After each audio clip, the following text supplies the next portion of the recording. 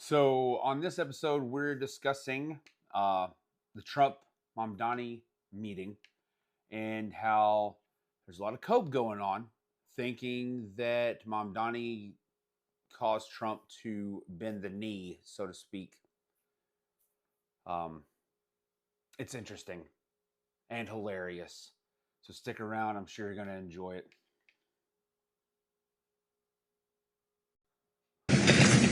Well, thank you very much. We've just had a great meeting, a really good, very productive meeting. We have one thing in common. We want this city of ours that we love to do very well. And I wanted to congratulate the mayor. He really ran an incredible race against, a lot of smart people, starting with the early primaries against some very tough people, very smart people. And he beat them easily. And I congratulated him. And we talked about some things in very strong common, like housing and getting housing built, and food and prices, and the price of oil is coming way down. You asked about your comment calling the president a fascist, and your answer was, both President Trump and I have been clear about our positions and our views. Mm-hmm. Are you affirming that you think President Trump is a fascist? I've spoken about... That's okay. You can just say yes. Okay. It's easier. It's easier than explaining it. I don't mind. And I wanted to ask you... Protesters. Jack? Mr. President, I want to know one of the policies as well that Mayor-elect Mamdani talked a number of times about on the campaign was shifting the tax burden for property taxes from what he called minority communities to white-based communities and putting more taxes on white people. I also noticed that in your acceptance speech you didn't mention anything about America or Christians or... Okay, I want you to take notice to that, because you see he is paying the respect that's due to the chair, to the position, to Trump, asking permission if he could actually answer that question, because he's literally in Trump's office, the Oval Office, So he's showing the respect, and that's what I like about this. I don't stand for socialism at all. It's nice in theory, but it's all still money driven. That's all it is. It's vain in what it actually is set out to achieve. It wants to have this this utopic. The government is just helping its people because it cares about them, and that's BS. It is 100% about still lining pockets. That's all socialism is. It is just removing capitalism from what they consider the lessers, us, and our control of our own money in a lot of ways, and puts it in the government's hand. But either way, I don't stand for socialism. I don't believe in it. I'm 100% capitalistic. It's everybody has the ability to rise above and to gain wealth. Everyone does. Sometimes your methods have to be unscrupulous, depending on how much you want to gain, and depending about what method you go by. But sometimes they don't have to be, and you can still amass an empire. As far as Mamdani goes, he's living in a fantasy world. He's already got Hochul. Governor Hochul said she would not raise taxes at all. She's not going to do that. It won't happen. So he has to have some kind of backing where there's power. When you are powerless, the remedy is to seek out power. And that's where he's at right now. He didn't make Trump kiss his ring or bend the knee or any of that stuff. Trump is also a businessman. That is his primary thing. Everyone's like, oh, but he's filed bankruptcy 6 times. Yeah, but he has over 130 businesses. I guess you don't understand what a true entrepreneur really is, and businesses are going to fail. It's pretty bad that a casino failed. I'm not going to say that's not bad because it's bad. But either way, Mamdani is here. He went there to. There was a lot of bread getting buttered from both sides, but Trump is the one holding all the cards. Trump is president of the United States. You don't get there is no higher office on this planet than the president of this country. I don't give a shit what any liberal says and how we're looked down upon and we're the joke and the laughing stock of the world. No, we're not. No, we really aren't. Are we bullies? Yeah, we've been bullies for a while. But that isn't just at the hands of Republicans. It's also at the hands of Democrats that we have been bullies to the world. But Mamdani went to Trump to pretty much schmooze things over, because the only way he's going to get anything done is he's got to have the financial and the power backing. Hochul's not it. And he realizes he has no power. He has zero power as mayor of NYC, but he knows Trump loves New York City. That is his home, born and raised there. And Trump's going to want to do stuff that's going to make New Yorkers love him as well. And he's a businessman, and he will run and works with his enemies because he's smart. And it's funny how everyone's like, oh, Trump's an idiot. Trump, the Democrats ran a masterclass on Trump his first term on this is what you don't do if you want to get stuff done. So then he had the rest of his term, Biden's term, to prepare to be ready to drop the axe on everybody this time when it comes to the Democratic Party and anyone that stood in his way. So he's more than prepared. He knew this was going to happen. I guarantee you this is a calculated and strategic effort. And this is how business works. This is how business works in conjunction with the White House, with DC. So white people in general, and so I didn't know if that was one of the policies that you guys had spoken about. We focused on affordability. We focused on the cost of living crisis. What I will say is that I am very much interested in property tax reform, because what we see right now in New York City is a system that is so inequitable that it can't even stand up in court. And the president and I spoke about the importance of not only building more housing, but also making sure that regulation of housing is something that is manageable to actually get through, and not the cause of yet another weight that we see. But to be clear, you're continuing this idea of race-based property taxes. No, to be very clear, that's what you said. No, the use of the term was a description of neighborhoods, not a description of intent. So you intend to tax the whiter neighborhoods more? No, we intend to create a fair property tax system because we want a New York City that is not only fair and equitable, but also. now, see, listen, he's backpedaling. Because he did say he's going to tax the white neighborhoods. Like, this is where I'm tired of politicians. I'm an independent. I've said it. Hell, the name of my channel is An Independent Perspective. Because I have supported Democrats over the years and I've supported Republicans over the years. Because sometimes one of them's policies, the brunt of their policies are favorable to me, as where the other ones aren't, or more favorable rather. What I'm tired of is the absolute lying. The grandstanding and the lying. Trump has removed a lot of Democratic policies from their power. That to me, in my opinion, is why he had Roe v. Wade abolished. It took a huge bargaining chip off the federal table, off the federal game board. The Democrats, it removed them from them. It's in state level. Now, he may be against abortion altogether. But last I heard, Melania was pro-choice, which, I mean, you can have couples that are either side of that. It's definitely possible. But that was the whole purpose for Trump, because he was a Democrat, so he knows their game. He knows their playbook, and he's removed a lot of their stuff with immigration, with taxes, and how to handle the rich. All of this stuff. It's all of the Democratic playbook. You go back over the years and you can see Obama talk about it, and the Clintons talk about it, and the Bush, and people from the Bush administrations talk about a lot of similar policies. And literally, he has taken all of their stuff away from them, which is why they have nothing. That's why the Democrats have nothing to run on. Period. Because he took it all.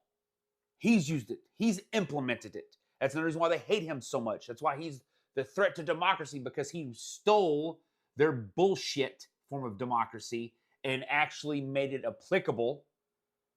Now he's pushed stuff to the nth degree in some respects, in my opinion, but he stands on business. He's doing what he said he's going to do, 100%, straight up running it. And Mamdani is he's one of those chips. He's one of those stepping stones. Trump's going to utilize him. Just watch. He will. This isn't some gotcha moment by the Democrats. Democrat socialists. Oh, they got Trump by the short hairs. No, that is so far from the truth. And the cope from the left is hilarious. I mean, I've laughed for days over this. Also one that every New Yorker can afford. It sounds like you had a productive discussion, but just days ago you referred to President Trump as a despot who betrayed the country. You said you would be his worst nightmare and accused him of having a fascist agenda. Are you planning to retract any of these remarks in order to improve your relationship? I think both President Trump and I, we are very clear about our positions and our views, and what I really appreciate about the president is that the meeting that we had focused not on places of disagreement, which there are many, and also focused on the shared purpose that we have in serving New Yorkers. And frankly, that is something that could transform the lives of the 8.5 million people who are currently struggling under a cost of living crisis, with 1 in 4 living in poverty. And the meeting came back again and again to what it could look like to lift those New Yorkers out of struggle and start to deliver them a city that they could do more than just struggle to afford it, but actually start to live in it.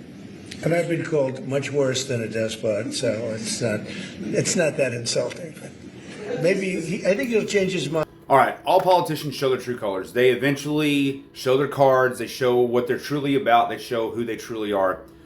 Zoran Mamdani is no different. That's why there's this addendum in the middle of this, hence the change of attire.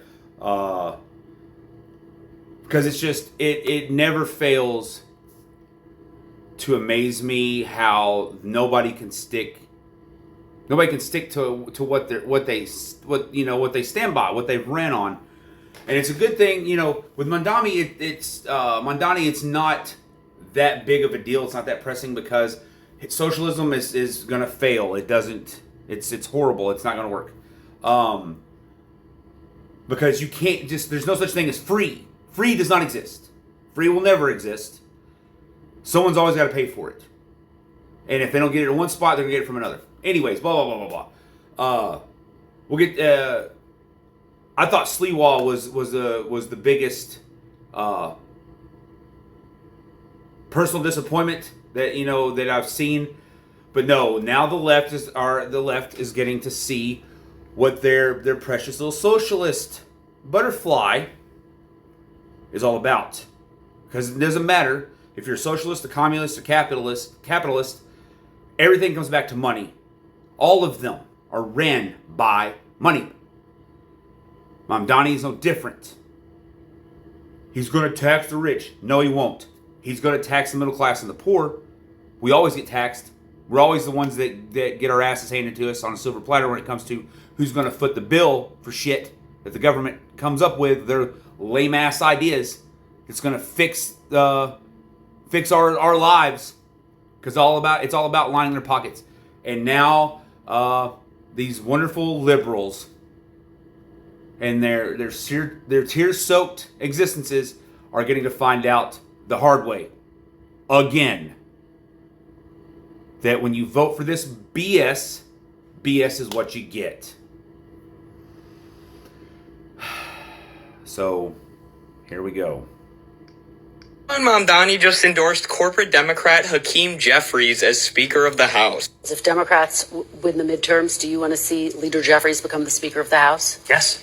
Okay, that was a firm, quick answer.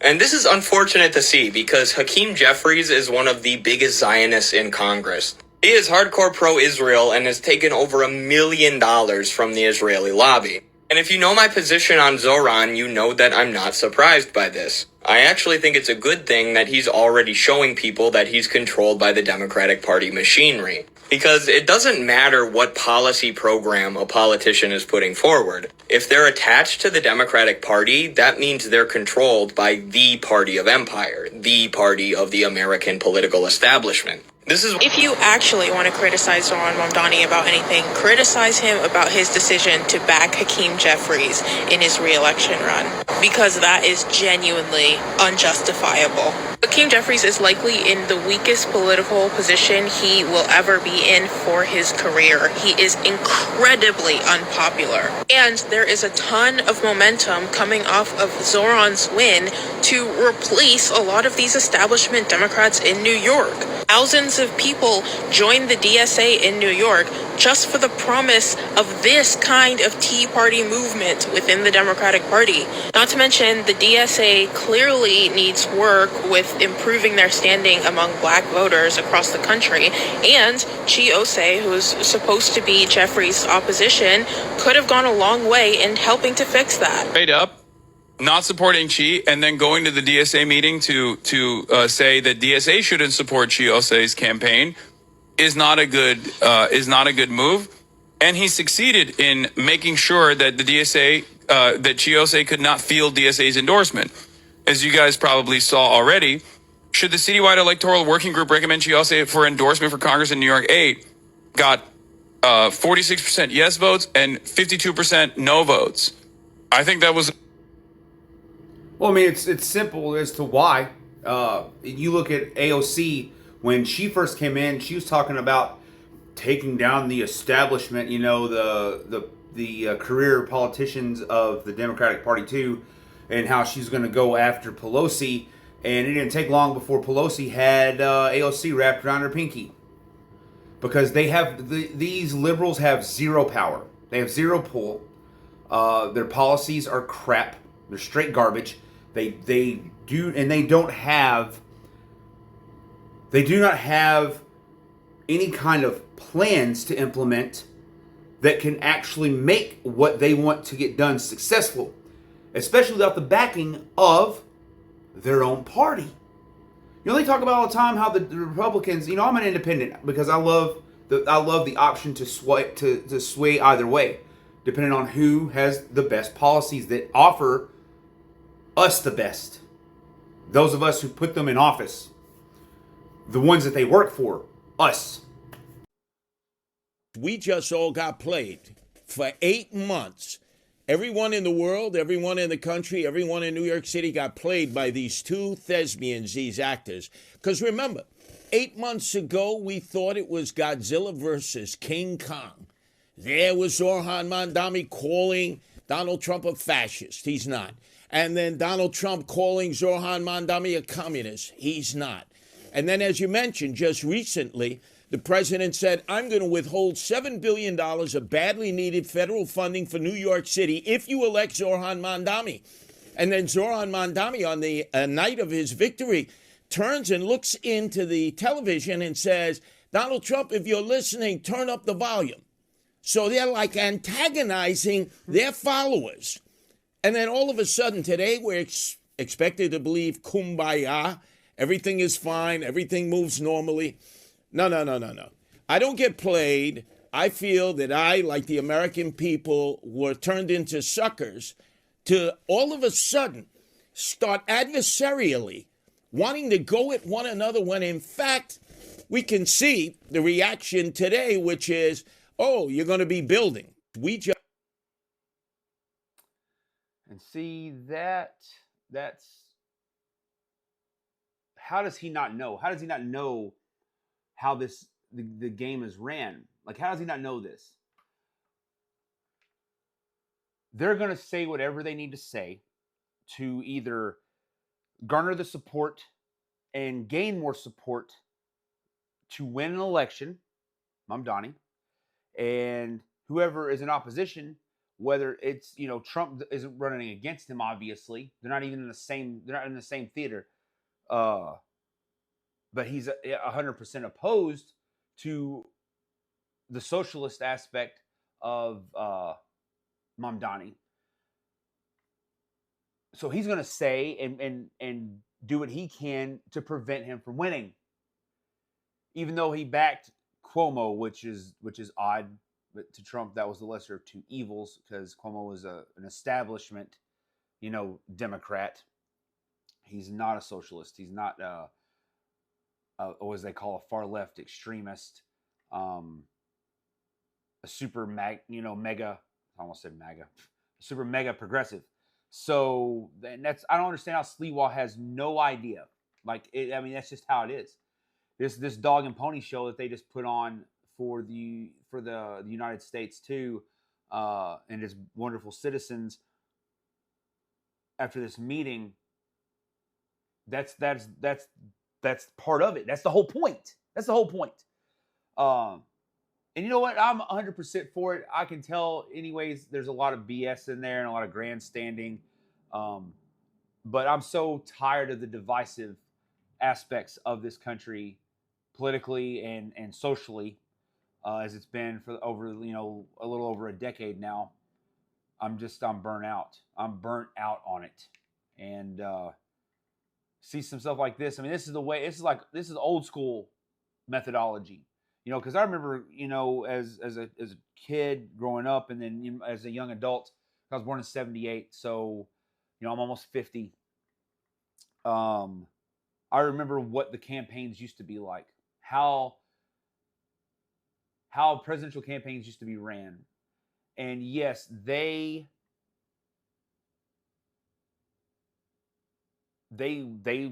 were mudslingers. But the degree of what it's gone to now is absolutely despicable. Because it was always based on policy. It was always based on your candidate said that they were going to do this, but they did not accomplish that. And of course, that candidate's rebuttal was, well, it's because of the opposing side, or because I was able to do it this time. But I promise you, this time, I've laid the groundwork in the previous, term to prepare for what I can do this time. That's what it was all based off of. And on a rare occasion, they would come up with some backroom smutty stuff to kind of throw a little more mud in the eye and a lot more shade on each other. But it was rare. This is. I mean, they might as well be out in the streets trying to knife each other at this point. I mean, that's the degree of what they've gone to. People getting shot, killed, and I mean, it's happened over the course of the life of this country. We've had presidents assassinated, but the sheer divisive nature of this country right now, it's gotten a lot worse.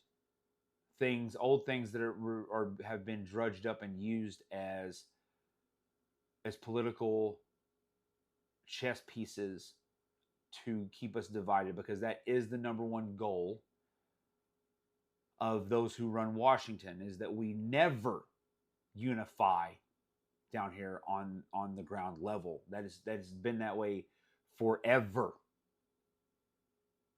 Well, not forever. Well, at least the last 100 years. That's the way it's been. We're not meant to work together. They don't want that. A house divided will surely fall. Lincoln, nail on the head. That's why one of the first rules of engagement is divide and conquer when you're in war. Divide and conquer is one of the first rules of engagement in war. For that reason. Because you're weak. You are weak when you do not stand together. Much weaker than when you're in a united front. They don't want that. They don't want us as a united front. That's the whole point of also trying to take away gun rights, or at least diminish our ability to have gun, or be like other countries where it's so damn impossible to gain a gun permit that 95% of Gen Pop doesn't own one. Easier to subdue that way. So, after we, most people don't know this that I'm aware of, but after we bombed Pearl Harbor, the Japanese sent spies over here. They were going to attack after we dropped the nuclear or the hydrogen bombs on Hiroshima and Nagasaki. they sent spies over here because they were going to launch an invasion. And they weren't worried about our military because due to the Geneva Convention, they have to make certain concessions on what now that, and have since then on what weapons we're allowed to use in war. Every side knows our head count as far as our militaries go. For the most part, I'm sure they lie to each other, but I'm sure because they have spies all within, and everyone acts like this is a big shocker now. There's spies from other countries here. They've always been here. The government knows about them. Hell, they probably helped most of them get in here due to some kind of backdoor deal or whatever. But anyways, money. But the Japanese sent spies over here. They wanted to know about us, about the general population, because we were gun toters. We all had guns. We had access to guns and the right to own them. And they went through like 3 of the most remote states like Montana and the Dakotas or Wyoming or something like that, and realized that once they did their calculations, there was no way in hell that an invasion would be successful. Not because of our military, but because of the citizens of this country and them possessing firearms. We would annihilate them without a problem, with ease.